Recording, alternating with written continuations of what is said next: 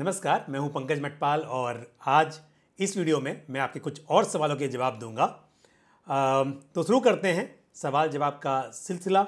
लेते एक एक करके कुछ सवाल। पहला सवाल जो मैं ले रहा हूं ये पूछा है शिव मोहन सिंह ने और उन्होंने कहा है कि उन्हें अपने बेटे की शादी के लिए 8 लाख रुपए इन्वेस्ट करने हैं और वो चाहते हैं कि कहीं ऐसी जगह इन्वेस्ट किया जाए कि 5 साल में वो 15 लाख बन जाएं। तो देखिए, अगर आपको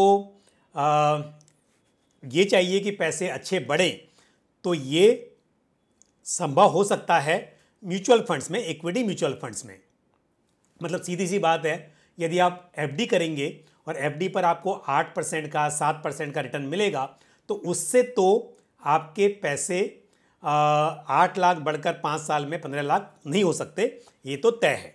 तो यहाँ पर आपको यदि ये चाहिए कि 8 लाख बढ़कर 5 साल में 15 लाख हो जाएं तो यानी कि आप 12% से भी अधिक का रिटर्न एक्सपेक्ट कर रहे हैं। तो म्यूचुअल फंड्स में रिटर्न्स गारंटीड तो नहीं हैं, लेकिन अगर हो सकते हैं तो वहाँ पर हो सकते हैं। तो इसके लिए आप चाहें तो म्यूचुअल फंड्स में, इक्विटी ओरिएंटेड म्यूचुअल फंड्स में या बैलेंस फंड में, बैलेंस एडवांटेज फंड में इन्हें इन्वेस्ट कर सकते हैं। लेकिन यदि मान लीजिए 10% की कंपाउंडेड एनुअल ग्रोथ यहाँ पर होती है तो ये लगभग 13 लाख के आसपास हो सकते हैं और यदि 12% का CAGR होता है तो करीब 14 लाख रुपए ये बन सकते हैं। और यदि आप उम्मीद करते हैं 15 लाख तो पैसों को 12% से भी अधिक के रेट से बढ़ना होगा।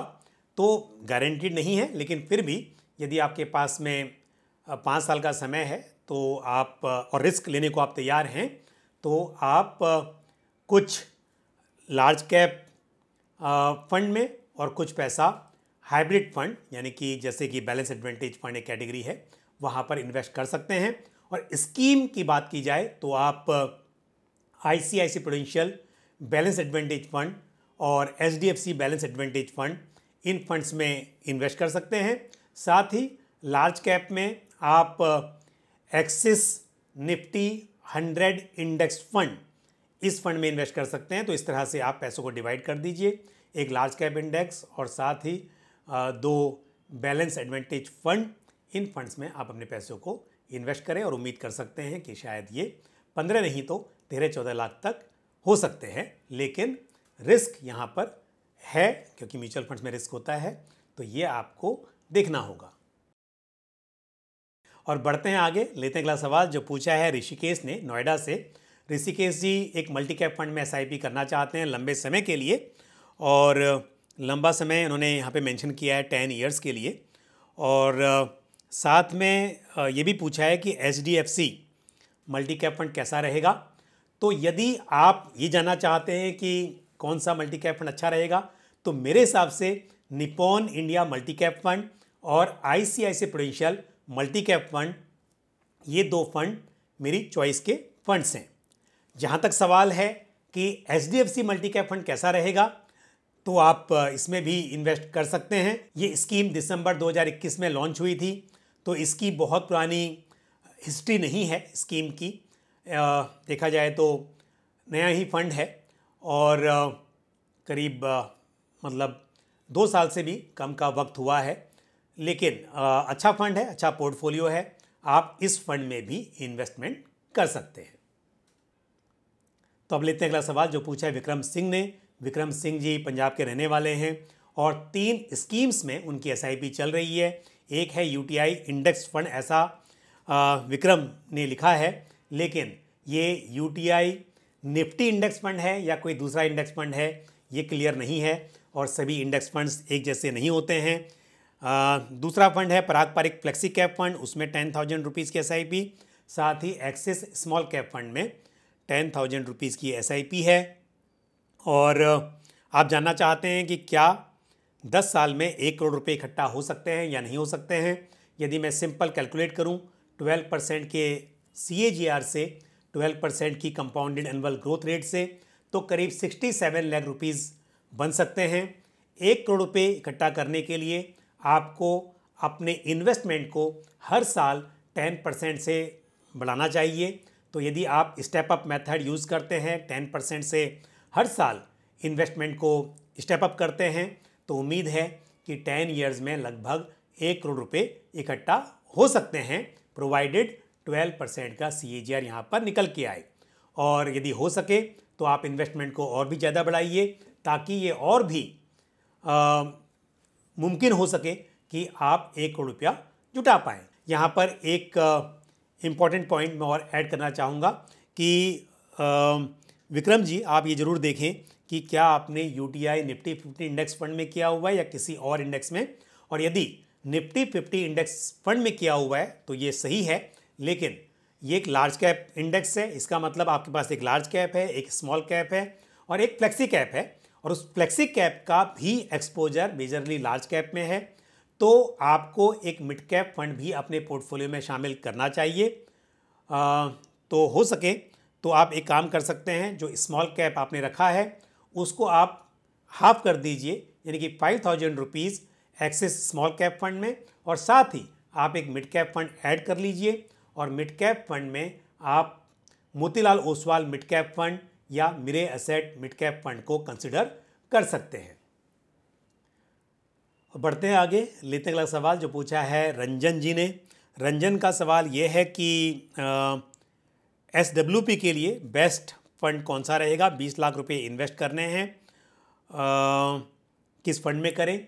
तो रंजन, ये काफ़ी बातों पे निर्भर करता है कि आपको कौन सा फंड चुनना चाहिए। पहली बात तो ये है कि क्या आप एक फंड में इन्वेस्ट करके इमीडिएटली SWP करना चाहते हैं, या फिर आप कुछ समय के लिए इन्वेस्टेड रहेंगे और उसके बाद आप वहाँ से SWP शुरू करेंगे।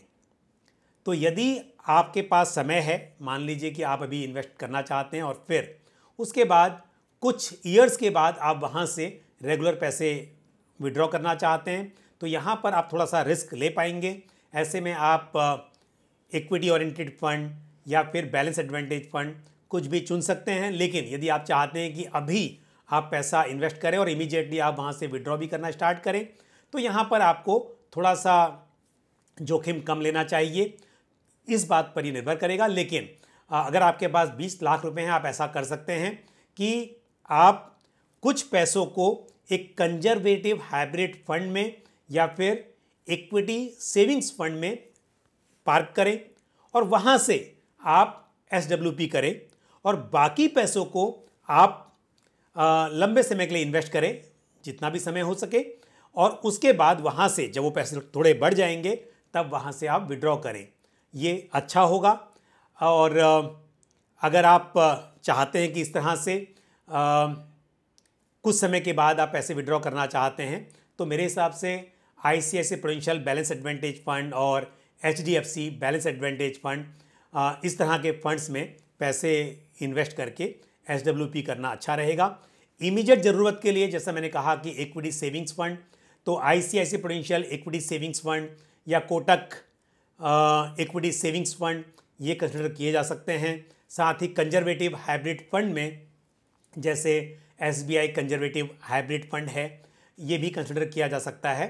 तो आपको इसे डिवाइड करना चाहिए। और मेरी एक सलाह और है कि आप यदि थोड़ा सा विस्तार से बताएं कि आप क्या प्लान कर रहे हैं, तो मैं दोबारा से आपको इस क्वेश्चन का आंसर और भी विस्तार से दे सकता हूं। और अब लेते हैं आज का आखिरी सवाल जो पूछा है महबूब अंसारी ने।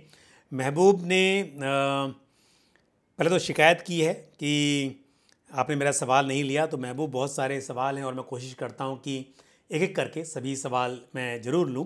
तो आज नंबर आ गया है और आपने बताया है कि आपने 5 स्कीम्स में इन्वेस्ट किया हुआ है।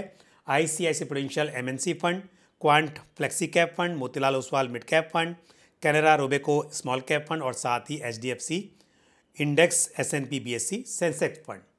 तो आपका इन्वेस्टमेंट बिल्कुल अच्छा है, large cap, mid cap, small cap, और साथ ही आपने एक MNC और एक फ्लेक्सी कैप फंड भी अपने पोर्टफोलियो में रखा है। एक इंटरनेशनल फंड मिसिंग है, हो सके तो आप इंटरनेशनल फंड को भी अपने पोर्टफोलियो में ऐड करें, वो अच्छा रहेगा। और इसके लिए जैसे ICICI Prudential US blue chip fund या Motilal Oswal Nasdaq 100 fund of funds, इस तरह के फंड्स को कंसिडर किया जा सकता है। और बाकी जो स्कीम्स आपके पोर्टफोलियो में सभी अच्छी हैं, आप बिल्कुल इनके साथ बने रहिए। लेकिन यहाँ पर आपका इन्वेस्टमेंट होराइजन लंबा होना चाहिए, और क्योंकि स्मॉल कैप भी है, मिड कैप भी है, तो यदि आप 10 साल या उससे अधिक समय के लिए इन्वेस्ट कर रहे हैं तब तो ये पोर्टफोलियो बिल्कुल अच्छा है, आप बिल्कुल बने रहिए। अगर उससे कम समय के लिए इन्वेस्ट कर रहे हैं तो फिर ऐसे में स्मॉल कैप फंड का होना थोड़ा रिस्की हो सकता है। मिड कैप फंड भी, मोतीलाल ओसवाल मिड कैप एक कॉन्सेंट्रेटेड पोर्टफोलियो वाला मिड कैप फंड है। ग्रोथ स्टाइल, ग्रोथ अप्रोच यहाँ पर फॉलो होती है। तो ये जो आपका पोर्टफोलियो है ये 10 साल या उससे अधिक के लिए बहुत अच्छा है, और 7 साल का समय है तो भी आप यहाँ पर बने रह सकते हैं। लेकिन उससे कम का समय है तो फिर आपको स्मॉल कैप फंड अपने पोर्टफोलियो में नहीं रखना चाहिए, ये मेरी राय है।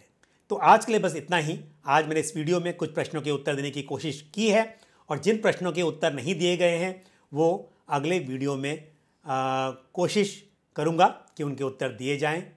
इसी के साथ मुझे दीजिए इजाज़त, लेकिन आपका कोई भी सवाल या सुझाव हो आप कमेंट बॉक्स में पोस्ट करते रहें। अगले वीडियो में फिर आपसे मुलाकात होगी। थैंक यू, जय हिंद। म्यूचुअल फंड निवेश बाजार जोखिमों के अधीन है। योजना से संबंधित सभी दस्तावेजों को ध्यान से पढ़ें।